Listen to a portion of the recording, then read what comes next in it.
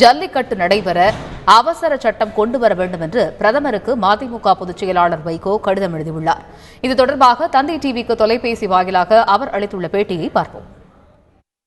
1965 புரட்சியாக வெடித்த இந்திய எதிர்ப்பு போராட்டத்தை நோக்கி ஜல்லிக்கட்டுக்கான ஆதரவு போராட்டம் லட்சோப மாணவர்கள் மத்தியில் பரவி வருகிறது.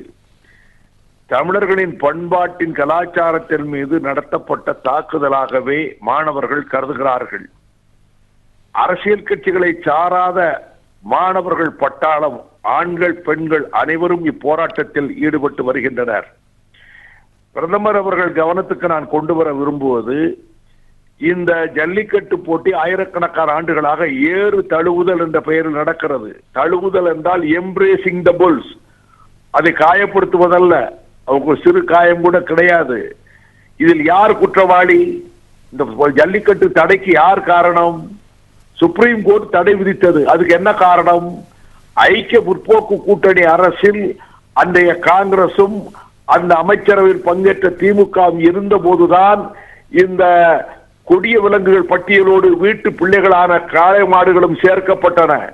ஜெயராம் ரமேஷ் இது ஒரு காட்டு மிராண்டித்தனமான நிகழ்ச்சி என்றார். எனவே இன்றைக்கு இந்த தடை வருவதற்கு மூல காரணம் அன்றைக்கு ஐக்கிய முற்போக்கு கூட்டணி அரசு, அதுக்கு தலைமை தாங்கிய காங்கிரஸ், அதில் மந்திரி சபையில் இடம்பெற்ற திமுக என்பதையும் பிரதமர் அவர்களை உங்கள் கவனத்துக்கு கொண்டு வருகிறேன். நீங்கள் சுப்ரீம் கோர்ட்டிலே இன்னும் தீர்ப்பு வரவில் வேண்டும் என்றே சுப்ரீம் கோர்ட் தீர்ப்பை நிறுத்தி வைத்திருக்கிறது. நிலுவையில் இருக்கும் போது என்ன செய்வது என்று யோசிக்காதீர்கள். அவசர சட்டம் கொண்டு வாருங்கள்.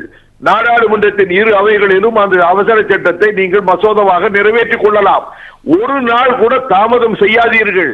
தாமதம் செய்ய செய்ய நிலைமை கட்டுக்கு மீறி போய்விடும். பிறகு அரசாங்கத்தாலும் அடக்க முடியாது என்பதை தெரிவித்துக் கொள்கிறேன் என்று நான் என்னுடைய கடிதத்தில் குறிப்பிட்டிருக்கிறேன்.